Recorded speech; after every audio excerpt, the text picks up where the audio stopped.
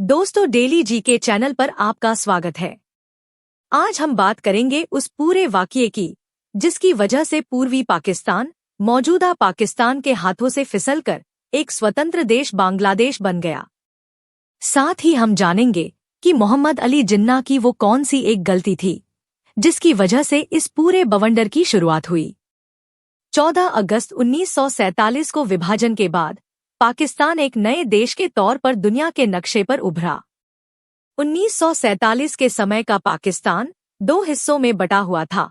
एक था पूर्वी पाकिस्तान जो अब का बांग्लादेश है और दूसरा था पश्चिमी पाकिस्तान जो आज का पाकिस्तान है। दरअसल पूर्वी पाकिस्तान में मुल्क की कुल 56% आबादी रहती थी जिसकी मुख्य भाषा बांग्ला थी। इसलिए यहाँ के लोग चाहते थे कि बांग्ला को भी उर्दू की तरह पाकिस्तान की आधिकारिक भाषा का दर्जा मिलना चाहिए। लेकिन पश्चिमी पाकिस्तान के लोग, विशेष रूप से मोहम्मद अली जिन्ना को यह स्वीकार नहीं था, क्योंकि जिन्ना समेत पश्चिमी पाकिस्तान के लोगों का मानना था कि बांग्ला भाषा पर हिंदुओं का प्रभाव है, इसलिए वे इस भाषा को देश की आधिकारिक भाषा के तौर पर अपनाने के लिए तैयार नहीं थे। 1948 में जब पाकिस्तान की असेंबली में एक बंगाली सदस्य ने प्रस्ताव रखा कि असेंबली में उर्दू के अलावा बांग्ला का भी इस्तेमाल होना चाहिए, तो इस बात पर जिन्ना भड़क उठे। उन्होंने कहा कि पाकिस्तान करोड़ों मुसलमानों की मांग पर बना है और मुसलमानों की भाषा उर्दू है। इस वजह से ये जरूरी है कि पाकिस्तान की एक कॉमन भाषा होनी चाहिए जो सिर्फ उर्दू हो सकती है। जिन्ना ने न केवल संसद में ये बात कही, बल्कि जब जब वे पूर्वी पाकिस्तान के दौरे पर जाते थे तो वहां भी उन्होंने हमेशा यही दोहराया। उन्होंने कड़े शब्दों में कहा कि पाकिस्तान की एक ही भाषा है और रहेगी, जो उर्दू है। जिन्ना के इस रवैये से पूर्वी पाकिस्तान में लोग भड़क गए। बांग्ला भाषा को न अपनाए जाने के कारण वे अब पश्चिमी पाकिस्तान के साथ खुद को जोड़कर नहीं देख पा रहे थे। इसलिए भाषा को लेकर वहां एक आंदोलन शुरू हो गया। लोग खुद के लिए एक अलग देश की कल्पना करने लगे। तब शेख मुजीबुर रहमान ने, जो बांग्लादेश की प्रमुख नेता शेख हसीना के पिता थे, पूर्वी पाकिस्तान की स्वतंत्रता के लिए संघर्ष शुरू किया। उन्होंने पूर्वी पाकिस्तान का प्रतिनिधित्व करते हुए पश्चिमी पाकिस्तान के नेताओं के सामने 6 मांगें रखी, जिनमें वे पूर्वी पाकिस्तान के लिए अलग करेंसी के साथ कई और अधिकार चाहते थे, जो पूर्वी पाकिस्तान पर उनकी पकड़ को और मजबूत कर सकते थे, जिसे स्वाभाविक ही पश्चिमी पाकिस्तान के नेताओं ने खारिज कर दिया। फिर साल 1970 में पहली बार पूरे पाकिस्तान में चुनाव हुए, जिसमें शेख मुजीबुर रहमान की अवामी लीग पार्टी ने पूर्वी पाकिस्तान की 167 सीटें जीत ली, जबकि पश्चिमी पाकिस्तान में जुल्फिकार अली भुट्टो की पार्टी पाकिस्तान पीपुल्स केवल 81 सीटों पर सिमट गई। पश्चिमी पाकिस्तान की यही एक पार्टी थी जो आवामी लीग को कड़ी टक्कर दे सकती थी।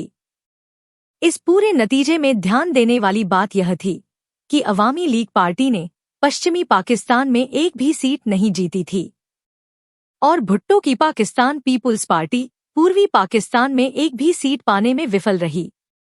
इस प्रकार जब कुल 313 सीटों वाली पाकिस्तानी संसद में मुजीबुर रहमान की पार्टी को स्पष्ट बहुमत मिला और वो सरकार बनाने की स्थिति में थे, तो पश्चिमी पाकिस्तान के नेता और सैन्य शासन इसे स्वीकार करने को तैयार नहीं थे, क्योंकि वे बिल्कुल भी नहीं चाहते थे कि पूर्वी पाकिस्तान बेस्ड किसी पार्टी के हाथों में देश की संपूर्ण सत्ता जाए, जिसके चलते उन्होंने इस नतीजे को खारिज कर दिया।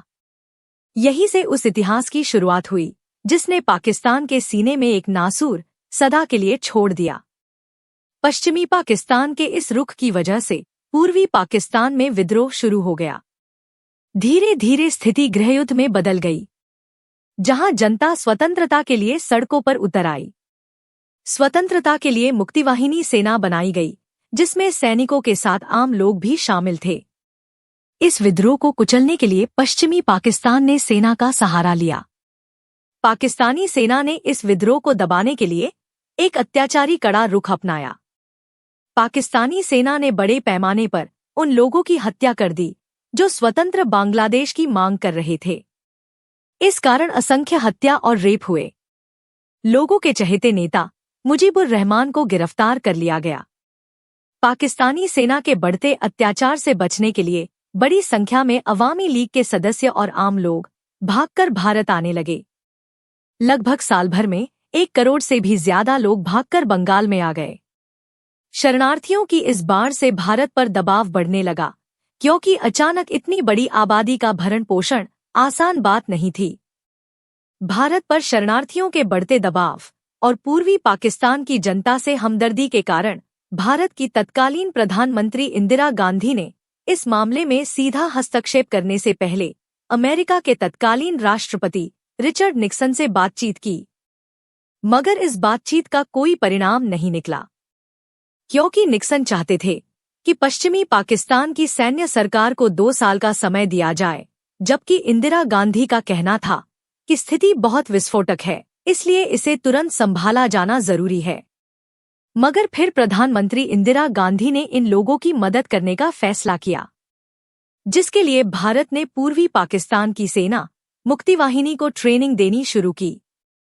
भारत का इरादा सिर्फ इतना था कि बांग्लादेश में शांति स्थापित हो जाए और यह सभी शरणार्थी अपने देश लौट जाए। पूर्वी पाकिस्तान की हालत को भारत की ओर से मिल रही सहानुभूति से पाकिस्तान सचेत था। पाकिस्तान को लगा कि कहीं भारत सीधा अपनी सेना का उपयोग करके पूर्वी पाकिस्तान में हस्तक्षेप करके उनके अभियान को कमजोर ना कर दे, तो इसलिए पाकिस्तान ने युद्ध की पहल कर दी और 3 दिसंबर 1971 को पाकिस्तान की वायुसेना ने भारत पर हमला कर दिया। भारत के अमृतसर और आगरा समेत कई शहरों को निशाना बनाया गया, जिसके साथ ही 1971 का युद्ध शुरू हो गया। तब भारतीय सेना ने पश्चिमी बॉर्डर पर चौकसी बढ़ा दी, तो दूसरी ओर पूर्वी पाकिस्तान में प्रवेश किया और मुक्तिवाहिनी सेना के साथ मिलकर युद्ध लड़ा। 16 दिसंबर 1971 को पाकिस्तानी सेना के 93,000 से ज्यादा सैनिकों ने भारत के सामने आत्मसमर्पण कर दिया। नतीजन बांग्लादेश एक स्वतंत्र देश बन गया। फिर साल 1972 में पाकिस्तान ने भारत के साथ एक समझौता किया, जिसमें उसने बांग्लादेश को एक स्वतंत्र देश स्वीकार किया।